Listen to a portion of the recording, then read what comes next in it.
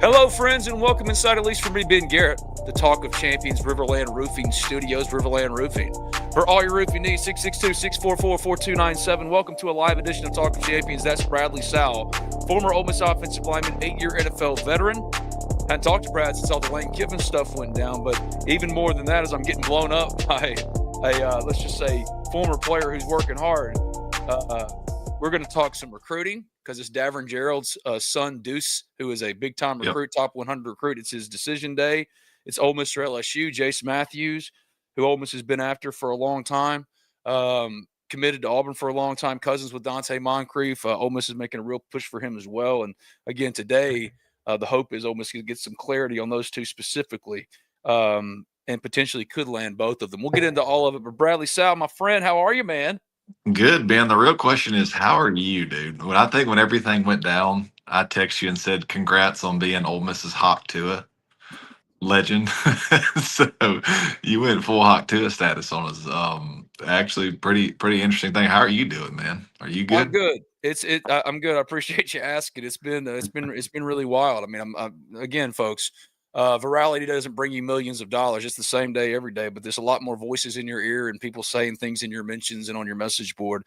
But for that, I thank God for it, man, because so many people gotten to know so many new people, and y'all have really supported not just me in this show, but the Ole Miss Spirit and the way to see Ole Miss people rally this Yeah. week has been really, really, really cool. So. Well, I think if you remember, I'm not gonna say I felt pretty confident he was going, and then when that happened, everybody was coming after you, and I said, okay, I'll give us about 3 days, and Mhm. it's going to flip quick. Everybody's going to be on board with what Ben said because they were defending him, at first, and everybody was trying to come at you like, get all on you. Then all of a sudden it flipped. You turn into a hero. So I knew that was coming. It's just it's man, that whole thing. I know I haven't spoke on it since it happened. Was just petty. I mean, you got a freaking the hottest name in the business going to attack little old Ben from New Albany, and that just goes to show you where his mind is,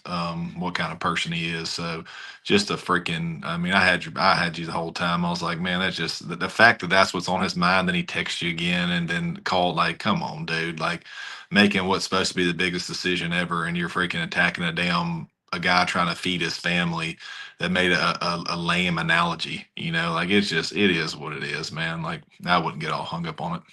Well, I appreciate it, and in the moment, I wish I'd have reacted a little differently. But I swear it sounds nuts. But belief in Jesus Christ is nuts, I guess. I mean, the choice is simple: either Jesus is exactly who he said he was, or he's a lunatic. And for most of my life, I said he was a lunatic. Now I say he's exactly who he said he was. And I Yeah. swear, in that moment, bro, it's like a voice said, "Don't do what you think you're about to do." I There's don't know. nothing you could do. There's not a thing that you could have done right there. What are you going to do? Fight him right there with all the cops around him? Like, no, do you let him talk because he's a child, and then you just laugh it off. I mean, dude, he. I could never imagine a Nick Saban or somebody doing something like that. Like, just think about it. Like, that's where your mind is after Mm. winning the Egg Bowl, and after And, trying to make what's the I guess in between talking to God, you want to fight Ben Garrett. and, Like what the hell, dude? What are we talking about, dude? and I just but it's been a lot on online, man. Some of the worst stuff I've ever heard said about me, and that's how I know God is real, bro. Because old me, that kind of stuff would have just, man, Who you know my cares? mental, man. But Who now cares? I'm I've dealt with it my thankful. whole life. There's always some kind of joke. It's hilarious. I don't care.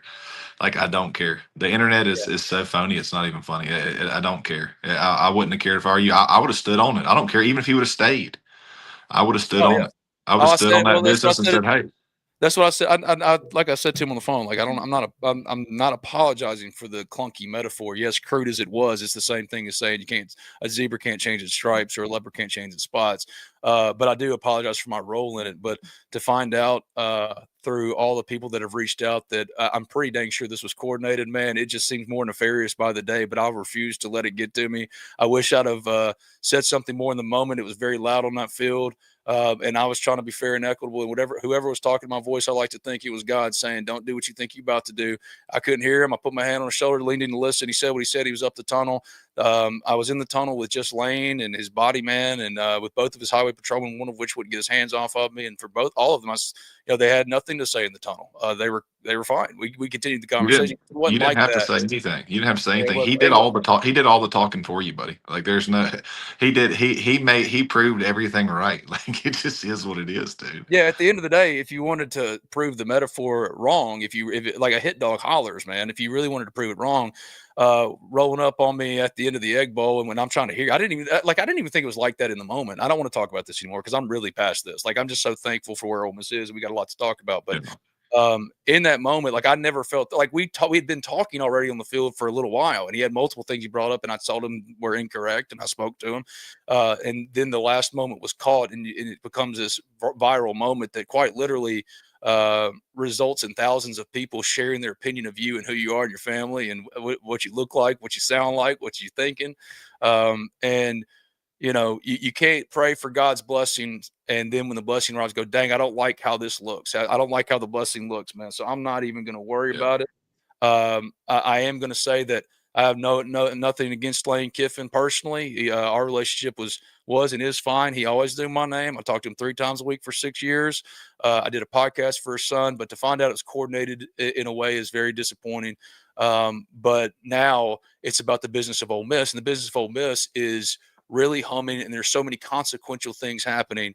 And Lane Kiffin has played petty and vindictive on the other end of LSU as he tries to burn the whole place down. That's just the truth. That's not trying to be petty. It's just like we'll get into it. But for you, where Ole Miss is now with Pete Golding as head coach, with Lane out, the whole thing, you haven't really shared your thoughts. Just what's your overall thoughts about how everything went down, where everything is, and where everything's going? Yeah, I think that I'm not particularly upset Lane left. Um, it's the timing in which he left, and that may be more to do with the calendar and all that. Like, listen, I said it before. I'd be at peace at whatever he did. I'm thankful for whatever he did for the program. He did. I mean, he did amazing things for Ole Miss. But and I think the reason why you see a lot of national pushback is the timing in which he left. Dude, you left an 11-1 team, an 11-1 team contending that in my opinion, I mean, are they better than Ohio State? Probably not. Like, but they're damn good, and have a chance to win a few rounds. In the playoffs. So I don't. I don't agree with the timing, man. The timing is unprecedented. I get it. LSU's good job, whatever, but the timing of that is extremely unprecedented. So it's just I don't know. It's hard to get on board with it with the timing of it. Now, as far as Ole Miss in the future, I don't. Hey, listen, man. I've said it before, and I want to sound like a homer, but Keith Carter is that dude. There's very few people that I'm a huge fan of or aren't somewhat critical of. Keith Carter is handled this shit like a G. I mean, he did a great job, and I think moving forward, man, if Pete Golden, if that's who he chose, then I'm with it. They're going to financially back him. They're going to get the players in. That's what it comes down to, man. I mean, you got to be able to get players in the door. And although Lane was a great coach, but if we strike and get a good offense coordinator, and Pete is to me a really personal guy, I think our high school recruiting's going to get better. Lane was atrocious recruiting high school, and I think when I was at state, we would. I mean, you sit in the meeting and look. You can create a presentation to all the Mississippi kids and show exactly where every one of them had been since they went to Ole Miss's program. None of them have done shit.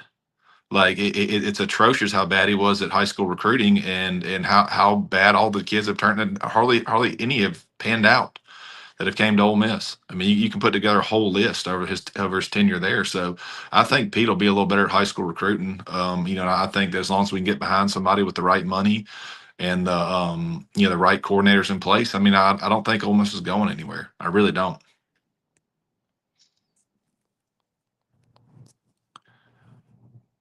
I keep muting my mic and forgetting. I don't think they're going necessarily anywhere either. There's going to be a drop off if there is a drop off. Just Lane Kiffin is on a level unto himself as far as an in-game offensive mind and play caller and scheme person. Like he's different in that way. That's what makes him who he is. He's a beautiful football mind in that way. But you're right. There are legitimate issues that come with Lane Kiffin because again, everything orbits around everything, orbits around Lane Kiffin. But he wasn't in those recruiting wars every single day as his assistants were. And Pete Golding was able to keep all of the defensive staff. And then on the offensive staff, Key Carter was here on Talk of Champions yesterday, and mentioned that a hire could be coming the next day or two. So we're in that window now of a big addition to Pete Golding's staff that he thinks Ole Miss fans will be excited about. I don't know who that is. We've heard some candidates. I mean, Buster Faulkner going to Florida, that one hurts because I know that Ole Miss was very interested in him. But John David Baker makes a lot of sense as OC. Ole Miss has talked to Derek Nix about bringing him back. That could play a role in Jase Mathews today, for example, if he is coming back, and Dante being here leading the recruiting office in many respects. Joe Cox, I've heard, even though he left for Lane and got on the plane, I feel bad for all his assistants. They felt like they had to get on that plane. And some of them said, nah, I'm just not doing it. John Garrison didn't do it. Now he's re-signed with Ole Miss. I think that's a testament to Pete and Ole Miss and what's built around here. He stayed when he had an offer from LSU to go, and Lane Kiffin saying, if you don't, I don't care if you like, you're not going to have a job then. And he stayed and he negotiated fairly and equitably with Ole Miss, and now he's their offensive line coach for 2 more years, off the best season he's had as a coach. So I think as far as uniformity, Ole Miss was always there from an organizational standpoint with roster building and stuff. But now everybody's pulling in the same direction. That same direction is when a Lane Kiffin, who is unique unto himself, leaves and tries to burn the whole place down, a community has rallied. Now it's up to Pete and them to try to put their statement on and say that they, and win at a clip that Lane was winning at, and prove that they are who they think they are. You know what I mean? Yeah. And like, who's to say Pete's not Ole Miss's Marcus Freeman or Kirby Smart? I mean, all those things are true, but now it's about doing the work. And if today they were able to land, which I think right now, I'm not reporting they're going to. I'm saying right now, if you ask me, Ben, do you think Ole Miss is going to land Deuce, Geralds, and Jase Mathews today? I would say yes. And what huge additions they would be. Yeah, would be huge, man. Going back, touching on, my feelings on some of the unprecedented stuff that happened with the coordinators, man. Listen, if you left, I get it. Lane, the head coach leaving, totally different, right? Those position coaches are basically your dad. Those, you lean on your position coach so much, you hardly ever interact with a head coach as a player. Those position coaches, you're in that meeting every single day with. It's worse now than it's ever been. If you got on that plane and walked on your players, you are a freaking coward. And I don't care. I would tell. I hope any of them ever call me. I would tell them straight up, you're a coward. Right? That there is a unwritten rule where you just don't do that. Not this run. Now, when the head coach goes, I get it. That's why I respect Charlie Rice coming back and calling plays. Like, I mean, I know a lot of people have been outspoken, but I'm good with it. I'm good with it. The head coach is totally different, man. You are like it is so weird how unaccessible head coaches are for the most part. Like, they are the manager, man. You spin and joke, you do all the stuff. You go over to your position coach's house, you eat with them. Like, man, those are your guys. It just the rule, you don't freaking go leave your guys in the middle of this run. You don't. It's a coward move to do, and anyone that did it is a flat out coward for doing it. The head coach is a different animal. Like, I get it. He had to go. Like, I'm not even mad at it. The timing sucked, but go to LSU, no big deal. Position coach, man, you walk out and leave your 11-1 playoff team. Shit, you ain't shit to me. That's terrible. I mean, that is a terrible, terrible look, terrible message. You are telling those players, F you, smack them right in the face. I have never seen position coaches walk out like that, ever. Any coaching change, man, you're the voice of reason. As soon as a head coaching change happens, man, the position coach is always the one that rallies around and makes sure those kids finish the job and have the support they need. If I am a recruit going to LSU and you're a position coach that walked out, my son would never play for you, because you show that you don't give a shit about those players. Period. You don't care at all. Position coaches never leave. Position coaches stay till the end, man. It's freaking 19 to 20 extra days that you had to commit to these kids. They don't need you down there for those 20 days or whatever it is, the next month. And you walk out on kids that have freaking gotten hurt, freaking sweated, lifted every day, strained to make your ass money, to make you look good as a coach, when it's always about the players, and you run off and leave them at the end. Coward. Straight up coward. I'm not going to argue or add anything to that. I appreciate you saying your piece. And man, somebody stop the man when he ain't speaking facts, when he isn't dropping truth. You know what I mean? But I do agree, or I would only say, in defense of some of these coaches who I know well, and you know them well too. Lane Kiffin put them in an impossible situation. Yeah, So I don't begrudge a Charlie Weiss who said, if you don't come right now in service to me, Lane Kiffin, not Ole Miss or yourself, me. Um, I'm blackballing you. Feeling like he had to keep his options open and get on the plane, man, that's an impossible situation. Same thing with some other guys. But we've been getting some questions as well about other potential additions. One of which was in regards to Derek Nix and Ron Roberts. I reported on the Ole Miss Spirit, omespirit.com, an affiliate of On Three. That, and this was earlier in the week, and you can sign up today for $1. I think it was a couple days ago. Ron Roberts, who was the Florida defense coordinator last year, 30 years of coaching experience. That's where Pete. He's the guy that got Pete going in this business, and yeah, I think he's got a lot of interest from different places. But I think of the Ole Miss possibility is very real. And if he came in, I think he'd be co-DC with Brian Brown because you do have to fill out some of those kind of roles. I think that's a realistic possibility. Same thing with Derek Nix. Derek Nix was on staff for 15 years, and the key here with him, with Ron Roberts, and with Frank Wilson, if you can get all of them, is just figuring out what the roles look like. Fortunately, yeah, Frank and Derek both have flexibility. They've coached multiple positions before. So, yeah, excuse me, Joe Cox. I've heard that Joe Cox has a chance to actually come back. If he were to come back, he's the tight ends coach. But if he doesn't, Frank can coach tight ends. If yeah, Ole Miss doesn't, if Frank doesn't coach tight ends, he could coach running backs. If Kevin Smith leaves, Derek Nix could coach running backs, also wide receivers. It just depends. All Pete's looking for is building out the best staff ever. Because one thing that needs to be crystal clear here: when you're a head coach going and looking for a position coach, you're looking for the best coach. You're not looking for, all right, who is the, well, give me a list of running backs coach. Like all these guys believe they're head coaches and can coach any position, right?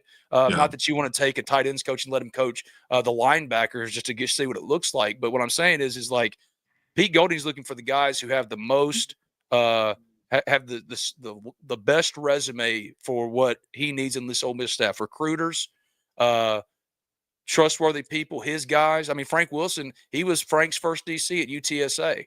So, like, all of this stuff you're hearing is very real, but it's very fluid as well because these coaches, like whether they got to get on a plane or not, have to make real world decisions for themselves. So we'll see how it plays out. I think Ole Miss feels very confident, or at least is very optimistic off the dialogue with those three coaches. There are more to come. Losing Buster Faulkner as the OC to Florida, I don't know if they lost him per se, but like they were talking to him, interested in him for him to make that move. Obviously, they would love to continue to entertain that. John David Baker's a guy on the board, but you're starting to see some stabilization of that. And that's where the recruiting piece comes in with yeah. Deuce Geralds and Jase Mathews, and why you're starting to see real momentum in that direction. And if you ask me today, Ole Miss would land it. But, like, yeah, Man, those guys, those coaches, you know it better than anybody. Those coaches, I think we get a little too much in the weeds as media and fans going, well, he's not a traditional running backs coach. No one is a traditional running backs coach. You know what I mean? listen, man, I've been with Derek Nix and Frank, both of them, unbelievable recruiters, and that's what it's about. It's about getting the players in there. I mean, both those guys have coached long enough to coach either position. But at the end of the day, the amount of recruiting value they're going to bring, it would be mind blowing to me if Lane if Lane didn't keep Frank Wilson. As I'm gonna tell you right now, Frank Wilson is the godfather of like New Orleans. Like that dude can get think about the guys he got at Ole Miss from the New Orleans and the around Louisiana area that was really good. Kendrick Every, Lewis, Mike Wallace, freaking Marche Green. Like that dude is a known. If you don't want him on your staff, then you're ignorant. You're ignorant because he is a damn. He is a high school. I mean, he's a dog. I mean, he would bring us Louisiana talent that we would never even come close to getting. Derek Nick, same way. I mean, both those guys are unbelievable recruiters, and I'm taking them all day. Absolutely. And here's what the latest is, at least according to everybody I'm talking to. And the one person that is truly dealing with this specific recruitment, Deuce Geralds, put it at an 8.5 out of 10 that Ole Miss lands in today. That is not me reporting it. I'm telling you the person that is actually doing the work. I can only tell you what I'm hearing. But it's Ole Miss or LSU for Deuce Geralds today. And Deuce Geralds is one of the very best prospects in the country. He would be Ole Miss's top Yeah. ranked recruit. That's just the bottom line. And Ole I'm Miss gonna did it, call. I I'm think. gonna call his dad when we get off here. I had him. I ended up getting him to come visit Mississippi State. not proud of it, but I got him to come visit, and he's an excellent kid. Really, really twitchy. Really, really good ball player. I know his dad's letting him kind of decide where he wants to go, and I know As it. he should. Yeah, it'll be. It'll be. I'm gonna call. I'll call David here in a little bit because David actually trains a bunch of guys, and he would send me a bunch of videos of guys trying to get him into camps and get him there. So I wouldn't be. I mean, it would be awesome if he's coming. That must mean Frank, because I know Frank is David's guy. I mean, Frank and David are tight. That's probably how he got to Ole Miss. To be honest with you, because Frank was here when David was here. So I'll holler at him and see what the vibe is. But man, I would love to see him come to Ole Miss. Yeah, I mean, he'd be such a huge addition. There's just no doubt about it. Ole Miss just flipped Jalen Chapman, offensive lineman. Let me look up Jalen. Give you all his rundown here. Yeah, like that's the thing. Everybody got wrapped up on signing day. Ole Miss retained 80% of the top 25 class, fell out of the top 25, but like that was the first day of the first signing period. Signing day doesn't exist anymore. Like what we used to Yeah, do, we all gather around TVs, watch the people put on hats. Tony Connor throw up a land shark fin. I was there in the South Panola library, right, to see Tony Connor do that. I was yeah. there to see Nick Brazel, and I was at the Let's quarterback club for but AJ let's Brown. let's be real. The high school recruits aren't going to matter for next year, for next season. I mean, there may be a few that end up getting to play, but look at a guy like Caleb Cunningham, who was a 5-star.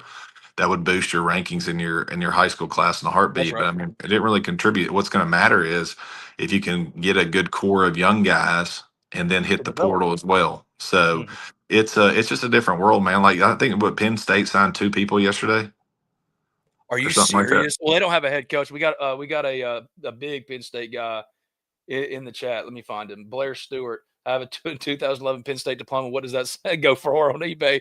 They're having a rough go of it right now. Penn State player, dude. Thanks for Yeah. hanging out with us. Ben Garrett, Bradley Sowell. This is Talk of Champions, powered by Riverland Roofing. The hat on my head, the little house behind me. My friend Billy Landis and what they do over there, man. Few, if any, are doing more for Ole Miss in the NIL name, image, and likeness space. Give them your business. Billy Landis from Riverland Penn Roofing, State. 662 Okay. 644-4297. Also, what'd you say? Penn State needs to go Brian Dayball. At this point, what do you do? You You do know what that I mean? because listen, I just listen, said, dude, you dude, can't dude. judge a coach based off of the damn Giants. Like it just doesn't happen. Dayball is a really good play caller, and you see what he kind of did with Jackson Dart. I think in college he would crush it. I do. That would have been one that I would have taken for us. I mean, I think that he is. Man, the NFL game's not for everybody. It's not. Penn State Blair says they dropped Dayball, man, and he would be. Yeah, you're kind of selling me on it. Like, well, at this point, what do you do? Because like everybody's falling off the board for them. They're the ones. I didn't think it would be Penn State at the end of this wild, insane cycle. That would be the last one left looking for a date to the dance. I mean, this They're is probably looking for a unicorn. It's just tough, man. It's just there's not a whole lot. yeah. There's just it. This is. I've been saying this. I've been consistent in this. This is this entire cycle. Even Lane, who still hasn't won anything, is making Kirby Smart money now. This whole cycle, all these candidates, it was going to be a bunch of doubles, regardless of who it is, sold as home runs and grand slams. Lane Yeah. Kiffin is not Kirby Smart. If he'd have stayed at Ole Miss and won 3 more games and won a title, it would have validated him in that way. But anyway, he keeps jumping steps, skipping steps because that's what he does. Hey, I Um, saw an interesting take this morning. These guys, and it was weirdly, it kind of struck me a little bit. It said, "Does Lane does he get scared when it's time, like nut cutting time, basically?" So you got to think we were 7-1 one of his seasons. He finishes 8-4, flirts with Auburn. Okay, we have the all greatest because team. of that flirtation with Auburn too. We Like they have the we have the greatest team, greatest roster in almost history. We go 9-3. This year, the college football playoffs are in play. He leaves. Like, insane. like man, it's got a little trendy. 3 of his 6 seasons ended in a weird spot. I mean, last year's roster had 8 NFL draft picks, and we lose to Kentucky at home. Like, I'm not listen. I'm thankful for Lane. He did great stuff at Ole Miss, but shit. I mean, he when we needed him the most at times, where the hell was he? Mm. And the bottom line is, Ole Miss lost twice last year as a double-digit favorite, not because of Pete Golding's defense, which was historic and handpicked by Pete Golding. Trey Amos was his guy. Walter Nolan was his guy. Jared Ivey was his guy. Yeah. I mean, don't let me keep going here.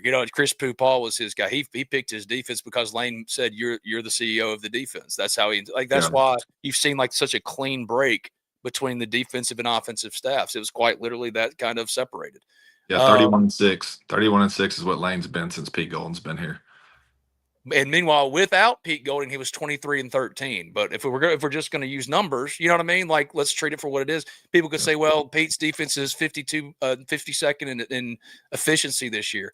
Also, he replaced all but one of his starters on defense. Yeah. And they're still 11-1. And last year, they only lost games as a double-digit favorite twice because of Lane's ineptitude offensively, stubbornness, pride, ego, refusal to play Ulysses Bentley. I'm not saying that Ulysses Bentley would have been the difference in a playoff spot or not. I would argue, actually, he would have been. That simple. And you didn't play him not because of football reasons, but because of petty reasons, just as you're only recruiting now out of petty reasons, including when you walk into LSU for the first time as head coach, do that completely disingenuous press conference. And after the show is over, after the cameras are off, you go hide in your office for 9 hours while a staff that wonders at LSU, guys who have families and have been there and been building a board for a year and a half, trying to sign guys on Wednesday, you tell them, I don't care. They're not my kids. And they're recruiting their kids while you're saying, I'm recruiting all of Ole Miss's kids. I'm going to jack up the price on every single kid. And I'm just trying to get them because screw Ole Miss. And it's not for let me make LSU great. Let me go pick out the best talent for LSU in this two-day period. It was, let's get as many of Ole Miss's kids or screw with them as possible. And now Ole Miss is bounced back. It flipped a wide receiver from LSU. Today has flipped Jalen Chapman.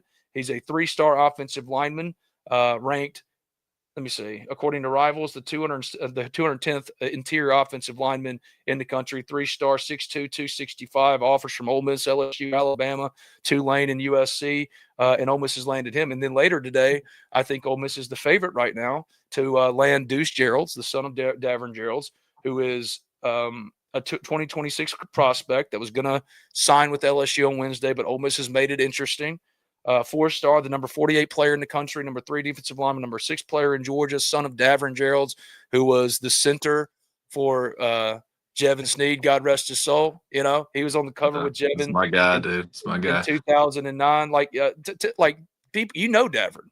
Yeah, here's the thing, how much he left because you get better talent at LSU, which is completely crap. I mean, you look at the numbers over the last 10 years or whatever. I mean, Ole Miss is every bit as good as LSU. But how much better of a roster is he going to get at LSU year in year out than he had last year when he lost the home game in Kentucky when we went 9-3? That roster had 8 NFL draft picks and a bunch of others that went. You think the roster is going to get that much better? You had a first-round quarterback and a first-round D lineman that is kicking ass in the NFL since coming back from injury. How much better do you think your roster is going to get at LSU? You going to get 15 draft picks in a season? I don't get it. You went 9-3. You went 9-3 with that group. So and it was your fault. It was your fault. You didn't play Ulysses Bentley. How about it, buddy? Yeah, someone asked, when is Bentley coming on? I'm working on it. It's a tricky thing. Just give some patience. I think we have a better chance of getting Ulysses Bentley on now than we ever have before. So just hang tight. Probably not going to be tomorrow. It's not going to be on Monday. But I've been every single day I'm working on that specifically, and there's been a real receptive response to it so far from the people that it needs to be received well from. So just hang in there. And at the end of the day, man, it's just time to tell the truth and for what it was. And it's not hurt feelings. It's not, feeling some type of way about it. Like last year was on Lane. And this year, when a team surprised him with a former 0-star recruit at quarterback and a transfer from Division II Ferris State, he didn't expect to be 11-1, and that's what complicated a year in which he was planning to move regardless. And it's just unfortunate that it went down that way because all Ole Miss wanted to do was celebrate. But if Ole Miss lands Deuce Geralds today, if Ole Miss has already landed Jalen Chapman today, if Ole Miss lands Deuce Geralds today, man, you're talking about a guy that would be the anchor of your class. And would really add some public facing momentum for Pete Golding and company. But that wouldn't be it necessarily. Jase Mathews, another 5-star. He got hurt this year. He's healing up. But I mean, he jumped Tristan Keys, who'd been the number 1 player in Mississippi for a lot of the year. He even went ahead of him, according to On3 Rivals, jumped him as far as ranking. And he's going to need about a year to develop, to get healthy, get his legs back under him. But you're purchasing a lottery ticket potentially with Jase Mathews. And when you do purchase a lottery ticket, you're not saying, all right, you better be ready for game 1 in 2026. What you're saying is you're buying it now for the potential sophomore breakout. That's kind of what Ole Miss is hoping with Caleb Cunningham. Even though there's rumors that Caleb is being pre-portaled, those rumors are true. But every kid of consequence, even those that didn't play that much, like Caleb this year, unfortunately, because he got here late, all of those dudes are getting pre-portaled. All of them, like this year to year. You have to make decisions right now. Like for this year, if you're hottest right now, pick the one that keeps you on that hot trajectory, because all of it could change within a few months, and there's no commitment to anything. And today, I think Ole Miss has sold both Jase and Deuce on being Ole Miss Rebels and being anchors, anchor recruits, commitment signees for a 2026 class. We'll see if it works out. I don't know if it will, but I know Ole Miss has worked its tail off and feels pretty dang confident. But what a big it wouldn't be the final move, but what a big, I think, statement it would make, because you would have flipped a couple of LSU commitments, and Deuce would be like a 3rd or 4th LSU commitment while your coach is playing petty, and also land a guy in Jase Mathews that you've been wanting from the get-go. There's a lot of potential that this day could bring. I hope it brings it for Ole Miss fans, because it'll show them that these coaches have just been working their ass off and making it about the players, which is a nice change of pace, Brad. Yeah, I think. I mean, I'm confident, man. Until we're proven otherwise. Listen, Lane was our first NIL era coach. We don't know how this is going to go without him, right? Who's to say that Ole Miss isn't actually just that program that can build and gets it. We'll see. Time will tell. I mean, I'm not making any crazy predictions. Hell, Pete Golden's a cool ass dude. I'll tell you that. And if he adds the right staff, which if he adds Nix and Frank, who are also unbelievable talkers to moms and parents and stuff. I mean, you talking about visiting Ole Miss and having a damn good time and getting a really good feel. Now, it's always going to be about the players, man. If he gets the right players, and Pete will trust a good offensive staff, I'm telling you, man, like not a whole lot's going to change. Not a whole lot's going to change. I know too much about what it's been like under the Lane era from the inside, just because I've been on both sides, and I'm not so sure that others shouldn't deserve more credit. Especially with some of the play calling and stuff like that. And I'll leave it at that. But we'll see, man. Time will tell. If Ole Miss can get players in here, we're going to be good. We're going to be competitive. So it's going to be about the players. I don't give a crap how good you are. I mean, you look at Lebby right now. I think Lebby is one of the best offensive minds I've ever been around. But man, he's at a damn bazooka fight with a damn pocket knife. Like it just is what his numbers don't lie. When he's been at teams that have the caliber of players that you need to win, he's had top 5 offenses. Right? He don't have that, and it just shows. It's going to be about the players. I don't give a shit how good you scheme it up. If somebody's just better than you, they're just better than you, right? Like there's a genetic factor in there as well, right? You look at Bill Belichick right now. Some gun can't damn win hardly a game in college, but he just sat there and Tom Brady freaking was a killer for him. So I mean, it just is what it is, man. Like it's going to be about players now. Is it good to have a coach that can lead the ship and be innovative, have ideas? Yes, but that's only going to get you a few extra wins. The games are won with the players, the talent that you have. 100% nailed that. What time does Gerald announce at Rebel Boozer? 2:30 Central Time, I think. I think it's 2, or maybe 2:30 Eastern. 1:30 Central, 2:30 Eastern might be it. I was just told 2:30, and I just assumed it was Central because that's the time I live in. But either 1:30 Central or 2:30 Central. Google that if you need to. I'm sorry that I don't know it right off the top of my head. What was the real reason Bentley was benched, though, according to Horse Breather 99? I want that answer to that question. We all do. And I've heard a lot of things. I've been in Lane's office when he talked to me specifically about this, then pretended like he didn't know who I was to be petty because he's Regina George in a 50-year-old SEC head coach's body. And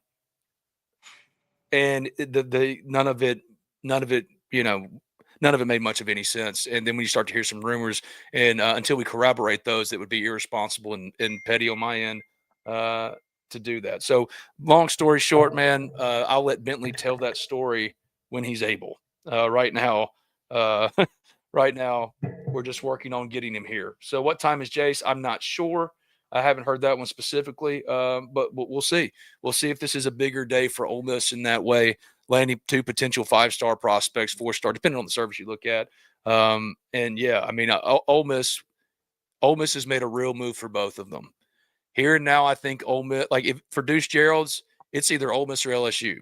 For Jase Mathews, it's I don't know who else. I know LSU's in on him, Auburn's in on him, Ole Miss is too. I think Ole Miss has a good a chance, if not better than anybody else, to land him as of right now. As we're recording this, talk of champions at 10:05. There's a lot that needs to happen, but I feel confident in saying that, guys. If it happens, don't go, "Oh, Ben was right." No, I could be completely wrong. No, but just understand that. The game is flipped. The script is flipped in that way. And this staff is about business and closing in a way. Like they just wanted to focus on the job, recruiting, preparing for a playoff and all this stuff. And everybody got swept up in keeping up with the Kardashians. And that's unfortunate. This edition of Talk of Champions has been powered by, of course, Riverland Roofing. But if you're unhappy with or shopping your health insurance coverage, call Drew Moak of USA Benefits Group at 601-953-8449. That's 601-953-8449. Drew offers regular health, dental, vision, and Medicare supplement plans. He's an Ole Miss grad. Services 35 different carriers, and he'll make sure that you've got the right plan for you and your family. Call him at 601-953-8449. That's 601-953-8449. Or visit him online at quoteswithdrew.com.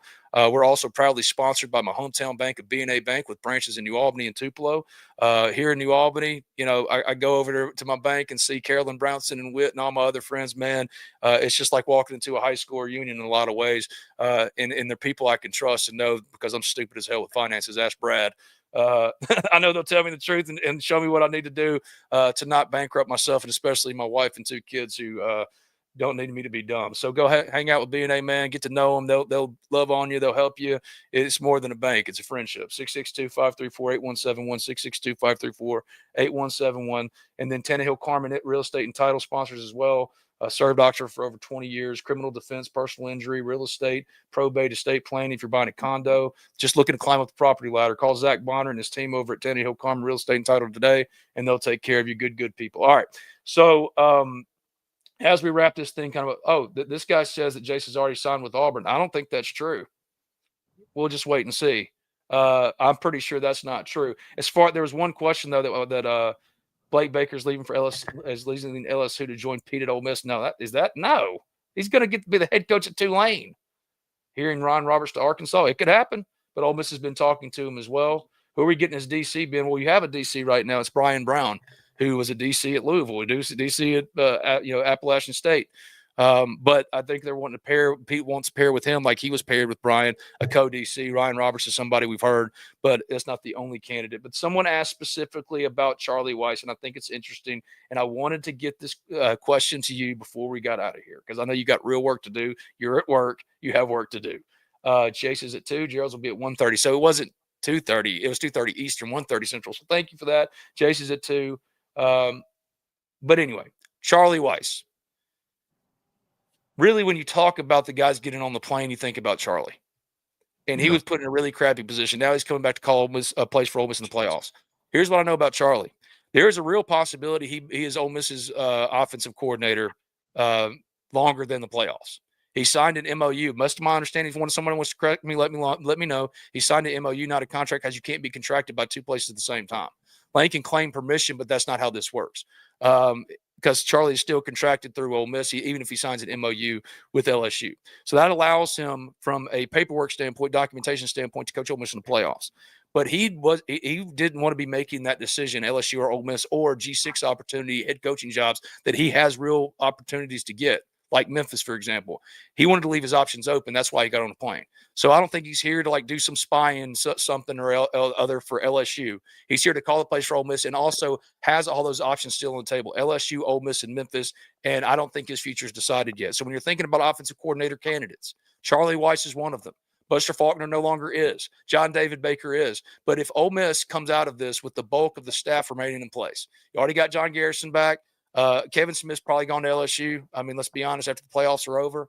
But Austin Thomas, I've heard, is coming back as general manager. Kelvin Bolden's already back. I don't know if it's been announced, but like that's happening. If you end up with essentially the exact same staff, only minus Lane, what a statement I think that is about who Lane is and how he's handled this. Yeah, I think the whole Charlie thing, I'm cool with him coming back coaching. I think because listen, assistants always stay in place. That's what I'm saying. It's crazy that I mean I get it, the head coach leave, assistants always stay. Uh-oh, we lost Brad. We've lost Brad. That's unfortunate, but this edition of Talk of Champions has been a lot of fun. I hope y'all have enjoyed it. We kind of threw it together at the last minute. I know Brad's got a lot going on. If we can get John David Baker back, according to at Daniel Maples 904, as we wait to see if Brad can come back. Yeah, there's Brad. If we can get John David Baker, I'd rather have him back in Oxford. Yeah, like if John David Baker is the OC though, Brad, like from a plug and play, just like schematic standpoint, that's probably like the most seamless potential move, wouldn't it be? Yeah, he is. I mean, he's a product of the Kiffin, Levy, all that scheme. Very similar. He's done very well at East Carolina. One thing about him though, he's a hell of a recruiter. He is. He would go along with that vibe, that Pete Golden, the just smooth, like laid back, can talk to parents, like just a good dude.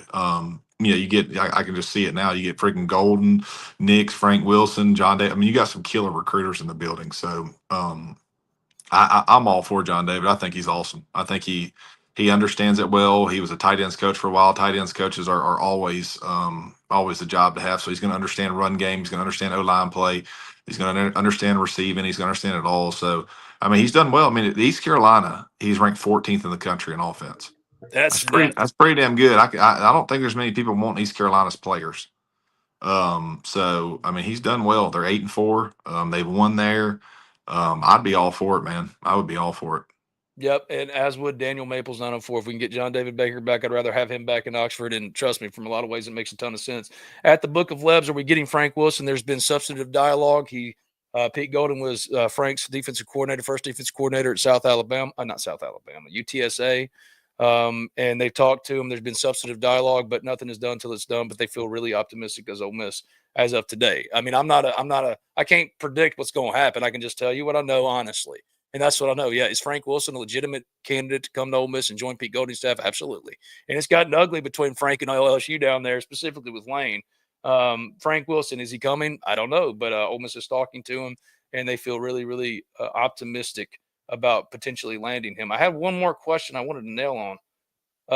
Kevin Bolden is back at Ole Miss. I haven't heard it officially, but yeah, like he's back. If he's not back, then like I'm just missing something completely. I've talked to everybody, and they're just like, yeah. And Kelvin said this is going to happen, and this and this and this. So you know what I mean? Like he's working. He's part of this now. They haven't announced him. The best I can tell, or maybe he's not. I don't know. But as far as I know, yeah, Kelvin's back.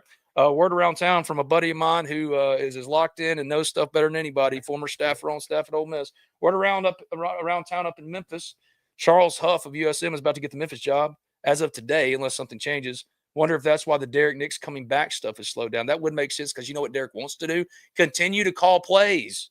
So if he can be the offensive coordinator at Memphis instead of the wide receiver running backs coach at Ole Miss, that makes sense for him because you don't want to be ever going backwards in this business, right? Yeah, no, I agree. I mean, once you get the offense, I mean, I guess you could if it was a better place and better pay, but yeah, he's probably going to continue to call plays, but who knows? Yeah, who knows? I mean, but when you start to see like commitments from Louisiana prospects, especially one from New Orleans and Jalen Chapman, you think the Frank Wilson connection just makes more and more sense, doesn't it? And potentially with Deuce Geralds at 1:30 today, he's announcing, and Jase Mathews, according to someone in the chat, and thank you for chiming in with those numbers. Jase is at 1:30. Jase is all right. Here it is. Jase is at 2, and Geralds will be at 1:30. Thank you, Nicholas Wade. This has been Talk of Champions. I'm Ben. He's Brad. So now that we're done, we're not talking about Lane stuff best we can for moving forward. This is an Ole Miss show, Brad. What would you say to Ole Miss fans that have been going through it, dealing with all this nonsense, not being able to celebrate the greatest season in Ole Miss modern era history now that they can? What would you just say to them about what they need to be feeling and rallying, so to speak, through all this nonsense of the last 2 weeks? Man, I would say just rally around this team, right? Rally around these group of guys who that listen. Call it what you want. You can do. Sad Lane Kiffin's like Lane Kiffin had thrown one pass, caught one ball, scored one touchdown, made one tackle. He hasn't done jack shit. on the field, right? The guys that deserve our support. And I think Pete Golden said it best. I don't give a shit if the chancellor walks you out of the tunnel at this time of the year. This is about you guys. It's about what you've earned, what you've done, and I hope a leader. No, we didn't lose him again. As we're wrapping up, I guess there he is. Sorry, yeah, no, I hope as a leader on this team, or I hope the leaders on this team rally around, each other and make a decision. Make a decision to finish the job. Finish the job and. Sorry, dude. My phone is just a beeping.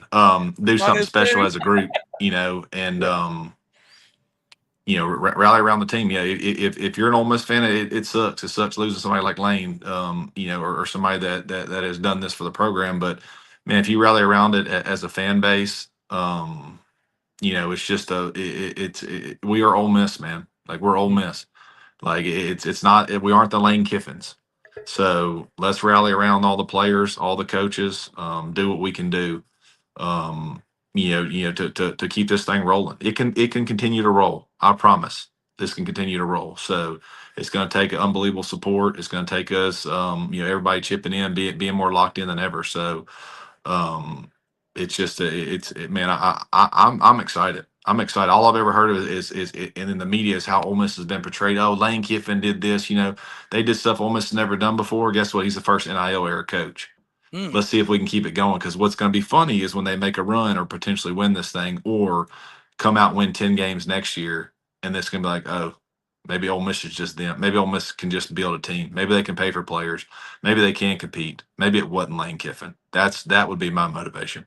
Like, how insane of a cherry it would be on top of this, whatever this is, this shit Sunday. Ben, I think your mic may be muted. No, it's not. Well, you can't hear me, but they can. I'll just wrap it up this way. What a win it would be, and what a story it would be if Ole Miss did win a title without Lane Kiffin and gets the final word in that way. We'll see how it goes. I'm Ben Garrett at Spirit Ben on Twitter. He's Bradley Sowell, former Ole Miss offensive lineman, 8-year NFL vet. Thank y'all for joining us on this edition of Talk of Champions, another live edition. We'll be doing many, many more. I'm live every single day, Monday, Wednesday, Tuesday, Wednesday, Thursday, Friday, talking about this stuff and answering y'all's questions in the chat.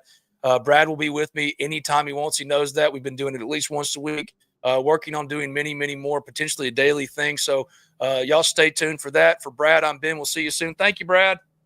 See you, Ben. Howdy, toddy. Oh, man, the chat went crazy.